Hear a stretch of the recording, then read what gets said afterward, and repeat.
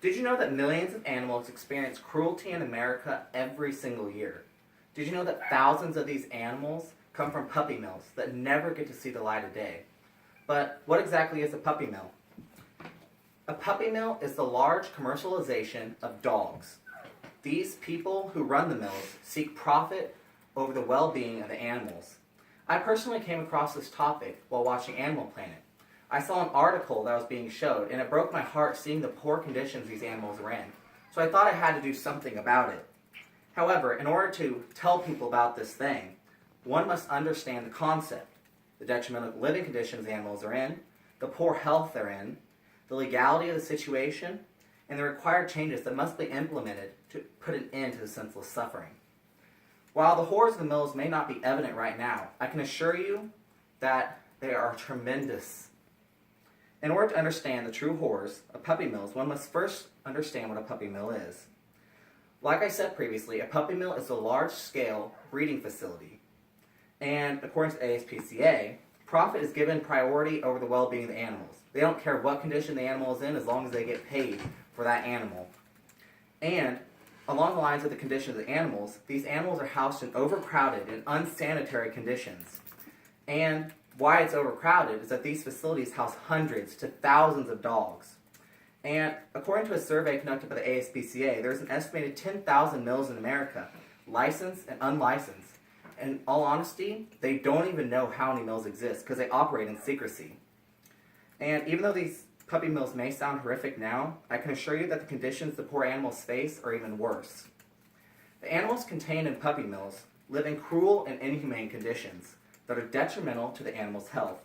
Their living environment is horrible. They live in stacked wire cages, barely bigger than the animals themselves, so they can't really even hardly move in them.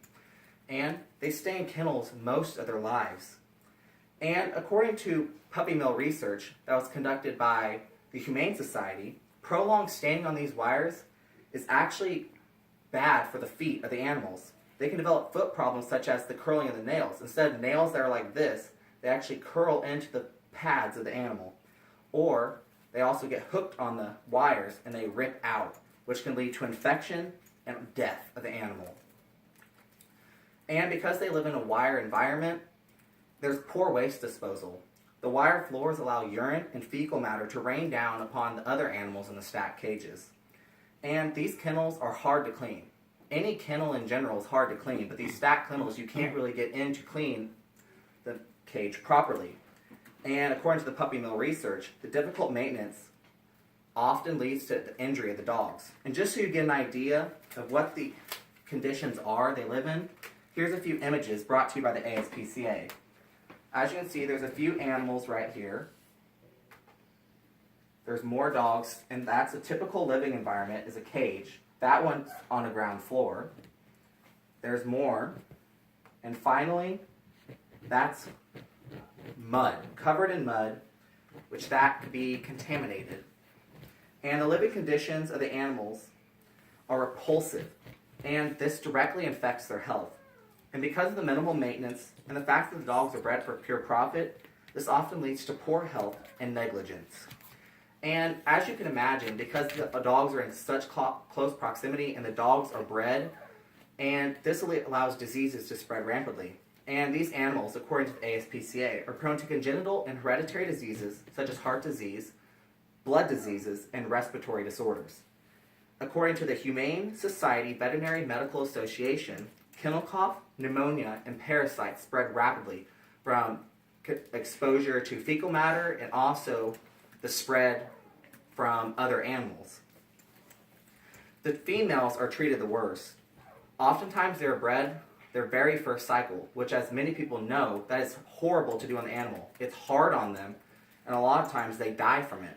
If they do live, they're typically bred every single cycle from then on. And according to the HSVMA, the Humane Society of Veterinary Medical Association, this results in decreasing litter sizes. And the ASPCA says once the females are tired out, they're often killed, which that's just a horrible way to go. Just keep getting bred and bred and bred until you can breed no more. And if that's not enough, a lot of these animals have behavioral problems. They endure increased stress, and this increased stress results in decreased immune system, so that allows the diseases I previously mentioned to spread more rapidly, according to the HSVMA. These animals are also more aggressive, they have higher levels of fear due to the poor environment they're in and the emotional trauma. They also have high anxiety, and they have a lack of socialization due to not being around other animals. Even though they are near them, they can't play with them, and they also don't have human contact. The overall health of puppy mills is horrendous. Unfortunately, many of the things that go on there, they are legal. The atrocities experienced in puppy mills are considered legal because of haphazard laws and minimal enforcement. The legality of the situation. According to ASPCA, there is no legal definition of a puppy mill. The government either doesn't care about them or doesn't think it's their problem. And some people may be wondering, what about anti-cruelty laws? According to Frequently Asked Questions, an article published by the Humane Society, anti-cruelty laws are seldom ever applied to puppy mills. They don't care, a lot of times enforcement, they don't care as long as they have the basic essentials to live. And legally, they can keep hundreds to thousands of dogs as long as they're given the bare essentials. And some of the current laws that exist are the Animal Welfare Act, or the AWA. And this act sets standards for the housing and care. While this may prevent, or should prevent, the animals from being abused, but typically this law is under-enforced. The Animal Plant Health Inspection Services, or APHIS for short, acts as inspectors of the mill and usually only give warnings and fines. That doesn't do anything to stop the problem. And that was brought to you by the Animal Legal Defense Fund. While many aspects of puppy mills are legal, changes must be made in order to protect the senseless suffering of these animals. They didn't deserve anything, but they're being mistreated. In order to tackle the puppy mill problem, severe changes must be initiated. For starters, legislative changes. Newer laws must be developed in order to keep up with the puppy mill problem. Right now, there is the laws, but they're not either enforced or they're not up to par with the puppy mills. They can't handle what the puppy mills are currently doing. And the Animal Welfare Act needs to be strongly enforced. This could end so much of the suffering if it was just enforced. At least the animals have the bare essentials. They'd be clean, have shelter, food, and water. And APHIS needs to have harsher penalties. They need to act as enforcers instead of just inspectors. They need to have bigger fines or just shut down the mills in general. And anti-cruelty laws need to be heavily enforced by the people. And the biggest thing, there needs to be societal changes. People need to avoid buying from mills. Mills only add to the problem. They think if someone buys that particular dog, then, oh, there's more demand for that dog, so that dog keeps getting bred and bred and bred. And I know it sounds horrid, but you should never buy from a puppy mill. Puppy mills, or pet stores, not puppy mills. Pet stores only add to the problem. This may sound weird because you think you're saving them from pet stores, but pet stores, according to the Humane Society, they get their animals from puppy mills. So you're only adding to the problem. So, and the last thing society needs to do, they need to raise awareness about this problem, and maybe the government will finally do something about it. So let's review. Puppy mills are cruel, careless, and inhumane in the treatment of animals. This menace can only be stopped when people understand the concept, the cruel living conditions, the poor health of the animals, the legality of the situation, and the required changes that need to be implemented. While tackling the puppy mill problem may seem like an impossibility, I can assure you that it's not.